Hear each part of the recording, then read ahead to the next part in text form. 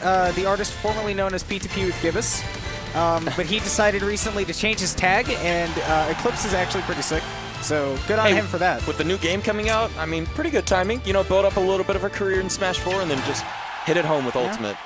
The Pokken community is a little sad because Gibbous' tag is a little bit of a meme. But with that aside, we're actually going to see LilPac pull out the Lucario. Not surprising to see Gibbous pull out the Greninja, particularly in doubles. But to see LilPac pull out that Lucario, I'm wondering if this is actually what they've been doing the entire time through this doubles bracket, where they've actually they took out V-Squared and Hyrule Hero, as well as Fi and Kenta. But impressive wins within themselves. Speaking of interesting team combinations, again, no surprise to see Orex playing Peach, but Kaze also pulling out Peach. Yeah. He usually plays Ryu in this matchup to back up like the extra kill power just in case. But Peach is pretty meaty herself. She's going to get a lot of big hits, and particularly in that early game, she's very good at it.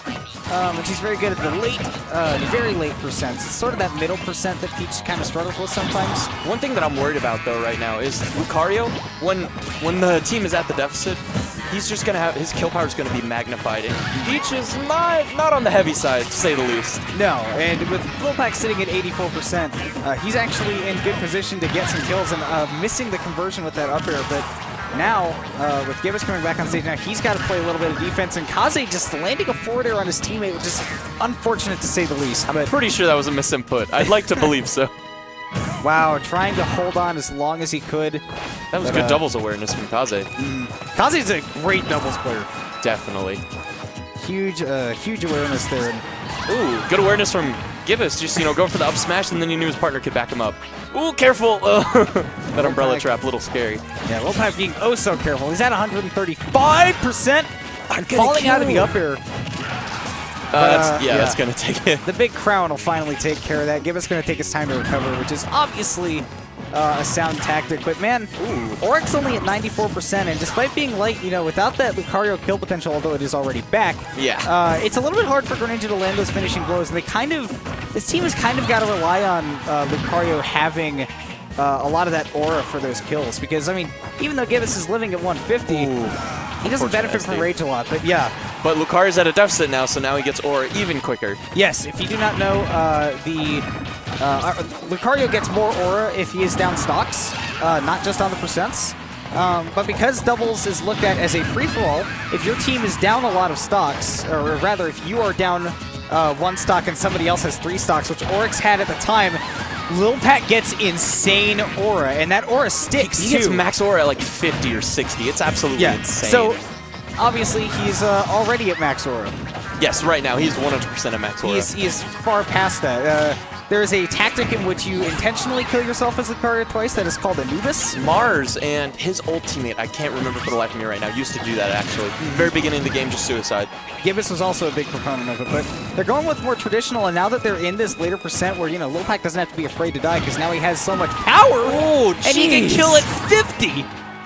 And Lucario, he's still alive right now, and even with the stocks going back to even, he's still almost at max aura. My friend, until then, the stocks were not even. That was hefty in Blue Team's favor if LilPac is able to stay alive, but able to net out that kill for the Green Team, but, Kaze's got to be careful. Ooh, geez, maybe not so even.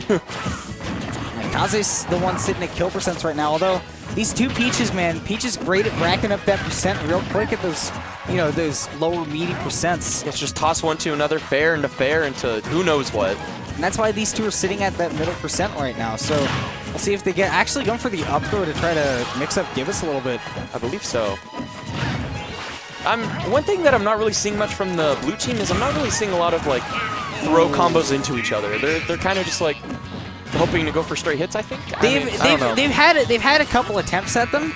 But they were sort of misspaced, and I think they've decided to put that on the back burner for the moment and just focus on win this game, and then we can try it again at the start of the next one. Gibbous SDing, and it is down to LilPac's Lucario versus Orex's Peach, and Orex is sitting at a nice percent. That is extremely scary, because Orex within himself is scary, but when you're not playing your main, that's even more scary.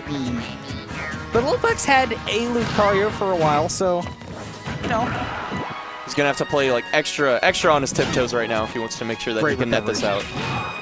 Good on him to not bonk. I think a back air from like almost anywhere will kill right now. As long as if he got it off of a throw, then yes, but Orex was not about to lose on the ledge game and smack into game 2. I wonder what happened with Gibbous, because that was super unfortunate. They definitely had that win. He usually does not miss his Aqua Jets either, or his Hydro Pumps. Do you think it's nerves, maybe? Do you think it's nerves? Maybe. I know he hasn't played in a while. I don't think it's nerves. I feel like there are situations in which Eclipse goes down to nerves, Right. but I feel like doubles isn't really one of those environments, especially in a 2v1.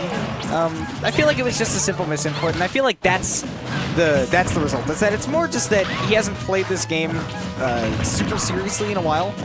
Been more focusing on Pokken and work and all that.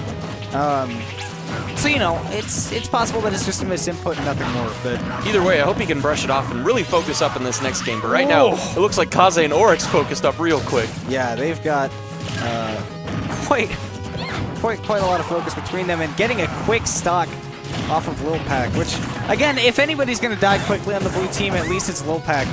And this is something that actually Gibbous was telling me about this, where LilPac would get a lot of aura, and then Gibbous would... I keep saying Gibbous, Eclipse.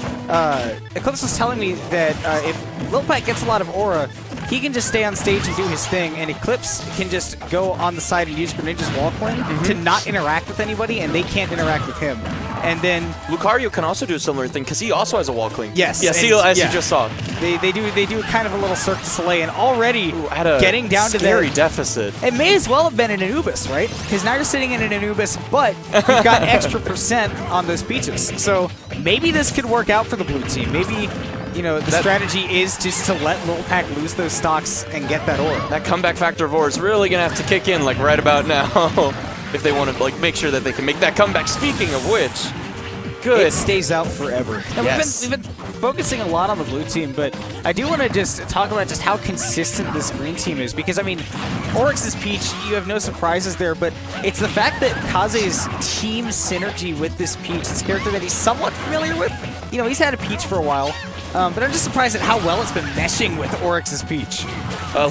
Yes, I mean, they're obviously great players, and I'm really also fascinated how well their team combos are working out. Speaking of team combos, that was one killer one right there. If there's one thing green team needs to do, they need to get rid of LilPac immediately. Because he's as you can see, they're both trying to signal them out right now. He's sitting at the equivalent of 150% rage on, you know, a regular game. Except for the fact that he's only at 95 and he's still heavy. And they have another stock. And these Peaches, Peach gets a lot out of Rage, and she's not going to get a lot of benefit out of Rage if Lucario's killing her at 40, which, by the way, Kaze is definitely in danger of death right now. I feel like in that scenario right there where Orex accidentally grabbed Kaze, I feel like the fully charged up smash or smash attack of some kind would have been better in that scenario than the trying to do the command grab. But it might have just been an accident, maybe misinput. This is some stellar DI from LilPac. Gibbous is really focusing on not losing that stock because he wants LilPac to have another just in case. Huge. That hit both of them with one swoop. That's the strategy. Oh! But Gibbous was running out of wall cling and panicked, had to get off.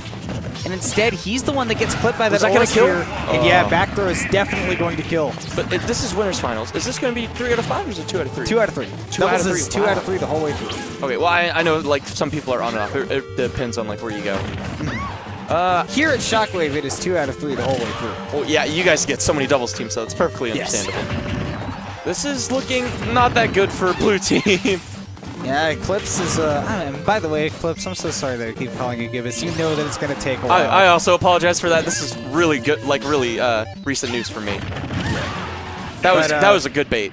There it is, yeah. Waiting for Eclipse to come up with that back air and just give him the smack with the crown and send them into losers finals, while green team gets to sit pretty in winner side grand finals. Pretty princesses sitting pretty. Yeah, imagine that. I know, right?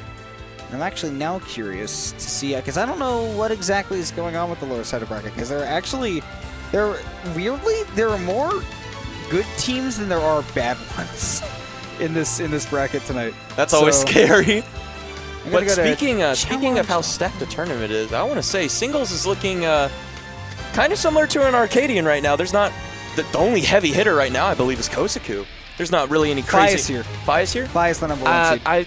Somebody told me that earlier. I don't know who Fi is. I've heard he's beat Lima, but You haven't been around for long. I've been around for long. I just don't know anybody. That's my problem. Fi was super active here like a year and a half, 2 years ago.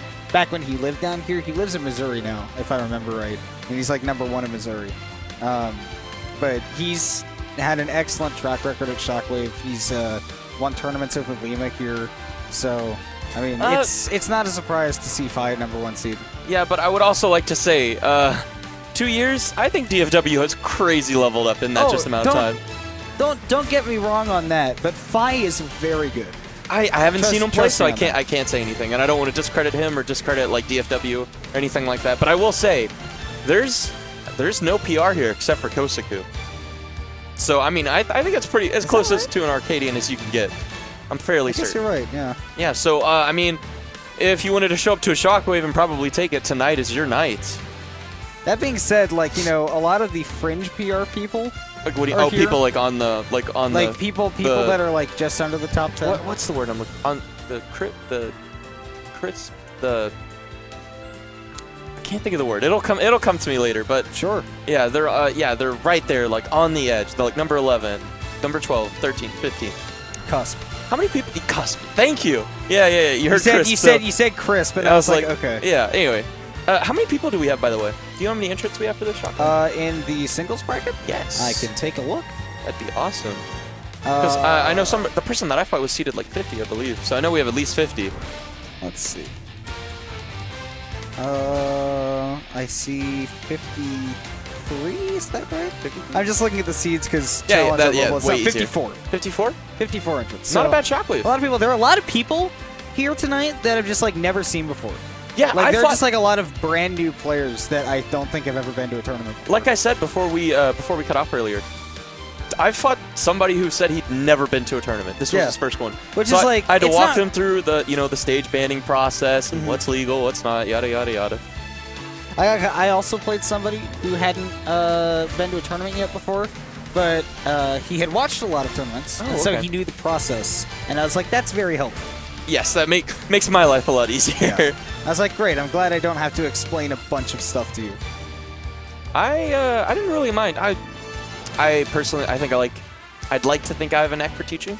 I give piano lessons, so I mean, it comes with the territory. So yeah, I mean, like I was saying, where you know, there are a lot of actually good doubles teams. Is it Muse Squared here? Muse